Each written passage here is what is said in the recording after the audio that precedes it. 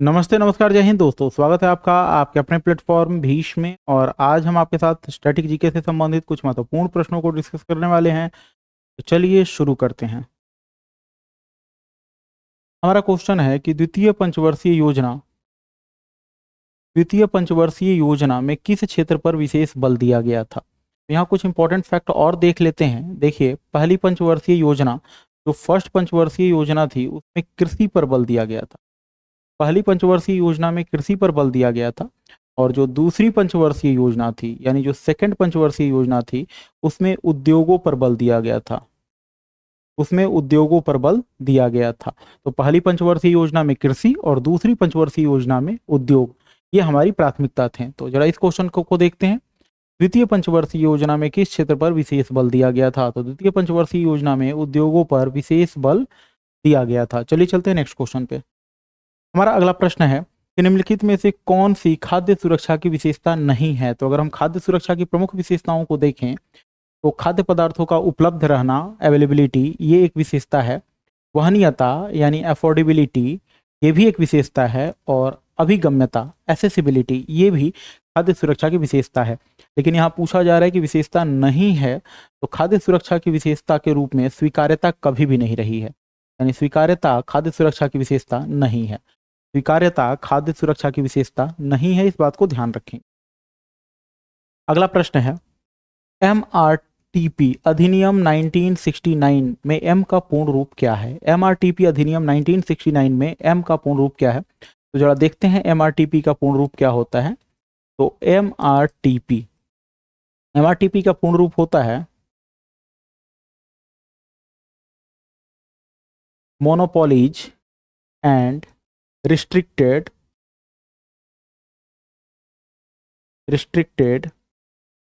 Trade practice act. Monopolies and restricted trade practice act. तो MRTP में M का मतलब है मोनोपोलीज। एमआरटीपी में एम का मतलब है मोनोपोलीज।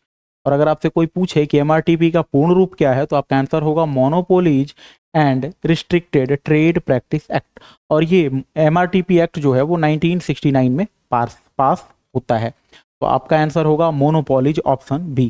चलिए चलते हैं नेक्स्ट क्वेश्चन पे। अगला प्रश्न है, उपभोक्ता संरक्षण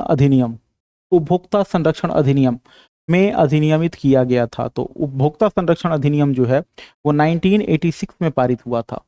उपभोक्ता संरक्षण अधिनियम उपभोक्ताओं के अधिकारों को संरक्षित करने हेतु 1986 में पारित किया गया था।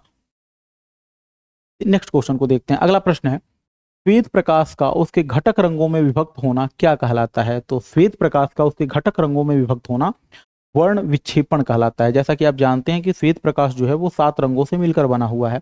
तो श्वेत प्रकाश की एक किरण को जब हम प्रिज्म के ऊपर डालते हैं तो प्रिज्म के ऊपर पड़ते ही यह अपने मूल अवयवों में यानी उन 7 रंगों में विभक्त हो जाती है।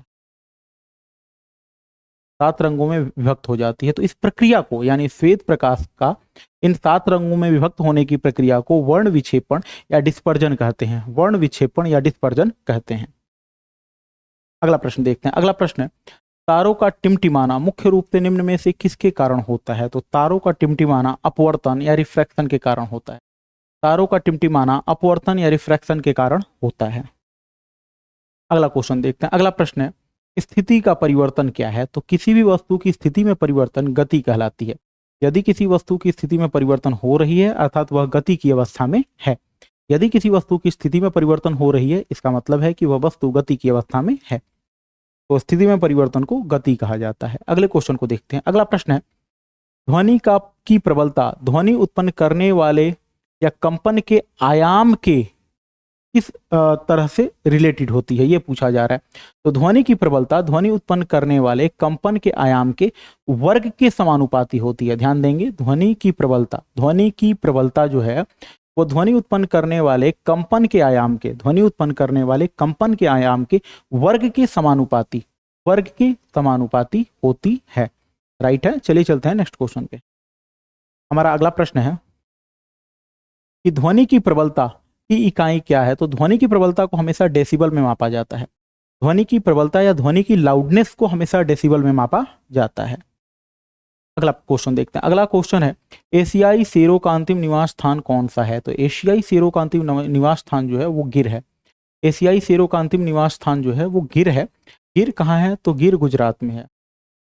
गिर गुजरात में है। अगर आपसे कोई पूछे कि गिर कहाँ है तो आपका आंसर होगा गिर गुजरात में है। और एशियाई शेरों का अंतिम निवास स्थान जो है वो भी गिर ही है। अगला देखते हैं। अगला प्रश्न है महादेव पहाड़ियां मुख्य रूप से किस राज्य में स्थित है? तो महादेव पहाड़ियां जो है ना वो मध्य प्रदेश में स्थित है। म से महादेव, म से मध्य प्रदेश, म से महादेव, म से मध्य प्रदेश। तो महादेव पहाड़ियां जो है वो मध्य प्रदेश में स्थित है। नेक्स्ट क्वेश्चन देखते हैं। अगला प्रश्न है निम्नलिखित में से कौन सा भूकंप का प्रभाव नहीं है? तो देखिए भूकंप के कारण हिम संखलन होता है। अगर समुद्र के अंदर भूकंप आए तो सुनामी भी आती है। मृदा द्रवीकरण भी होता है भूकंप के कारण। तो भूकंप के कारण कभी वर्षा नहीं आ सकती। यहाँ यही पूछा जा रहा है कि कौन सा कारण भूकंप का नहीं है। तो जी भूकंप के कारण कभी भी वर्षा नहीं आती, यानी भारी वर्षा भूकंप का कारण नहीं है। या भारी वर्षा भूकंप का प्रभाव नहीं है। भारी वर्षा भूकंप का प्रभाव नहीं है, ध्यान देंगे इस बात पे। अगला प्रश्न देखते हैं। अगला प्रश्न है पारिस्थितिकी तंत्र में के समुच्चय को क्या कहते हैं? तो पारिस्थितिक तंत्र के समुच्चय को जो है वो बायोम कहा जाता है। पारिस्थितिक तंत्र के समुच्चय को बायोम कहा जाता है, ध्यान देंगे इस वर्ड पे। अगला प्रश्न है कितने देश कैस्पियन सागर से प्राकृतिक विरासत को साझा करते हैं? यानी इस प्रश्न में आपसे यह पूछा जा रहा है कि कितने देश कैस्पियन सागर से अपनी सीमा साझा करते हैं। कैस्पियन सागर से अपनी सीमा साझा करने वाले देशों की संख्या 5 है। कैस्पियन सागर से अपनी सीमा साझा करने वाले देशों की जो संख्या है वो 5 है।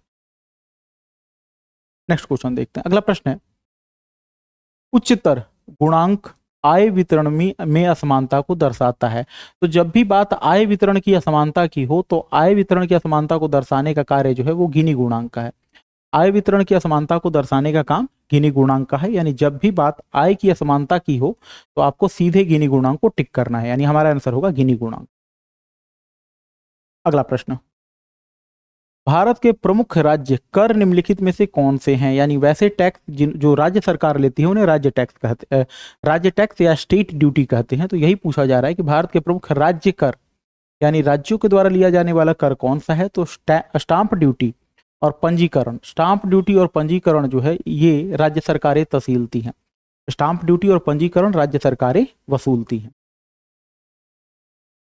अगला प्रश्न सार्वजनिक क्षेत्र के निम्न में से किस उपक्रम को फरवरी 2013 में महारत्न का दर्जा मिला था? तो फरवरी 2013 में महारत्न का दर्जा जो है ना वो भेल को, भारत हैवी इलेक्ट्रॉनिक्स लिमिटेड को, भेल को दिया जाता है। फरवरी 2013 में महारत्न का दर्जा दिया जाता है। लेकिन इसके साथ कुछ और फैक्ट ध्यान रखिएगा। भारत में वर्तमान में कुल महारत्न फैक्ट्रियों की संख्या जो है वो 14 है। वर्तमान में कुल 14 ऐसी फैक्ट्रियां हैं जिन्हें महारत्न का दर्जा मिला हुआ है। अगर 14वीं महारत्न फैक्ट्री की बात की जाए तो ये है HAL। 14वीं या अंतिम महारत्न फैक्ट्री की बात की जाए तो वो है HAL, हिंदुस्तान एरोनॉटिकल्स लिमिटेड। और इसको महारत्न का दर्जा दिया गया था अक्टूबर 2024 में। HAL हिंदुस्तान एरोनॉटिकल्स लिमिटेड महारत्न जो है वो अक्टूबर 2024 में बनती है। राइट है। चलिए चलते हैं नेक्स्ट क्वेश्चन पे। अगला प्रश्न है भारत का मुद्रालय में स्थित नहीं है। तो इनमें से 3 ऐसी जगह हैं जहां इंडियन करेंसी नोट की प्रिंटिंग होती है और एक जगह नहीं होती है। हमको वही आंसर करना है। तो भारत का मुद्रालय, मुद्रालय यानी करेंसी नोट प्रेस जो है कहाँ स्थित नहीं है? तो देवास में करेंसी नोट प्रेस स्थित है। मैसूर में भी करेंसी नोट प्रिंटिंग होती है और साल्बोनी में भी करेंसी नोट की प्रिंटिंग होती है। कोची में कोई भी करेंसी नोट प्रेस नहीं है। कोची में कोई भी करेंसी नोट प्रेस नहीं, ध्यान रखेंगे इस बात को। अगला क्वेश्चन देखते हैं। निम्नलिखित में से कौन सार्वजनिक कंपनी बनने वाला भारत का पहला बंदरगाह है? तो जो एन्नोर बंदरगाह है वो सार्वजनिक कंपनी बनने वाला भारत का पहला बंदरगाह है। एन्नोर जो है वो सार्वजनिक कंपनी बनने वाला भारत का पहला बंदरगाह बन गया। एन्नोर सार्वजनिक कंपनी बनने वाला भारत का पहला बंदरगाह बन गया। लेकिन अगर आपसे कोई पूछे कि एन्नोर कहाँ है तो आपका आंसर होगा चेन्नई। एन्नोर कहाँ है तो आपका आंसर होगा चेन्नई। इस तरह के और इन्फॉर्मेटिव वीडियोज के लिए हमारे चैनल को लाइक, शेयर और सब्सक्राइब जरूर करें। धन्यवाद।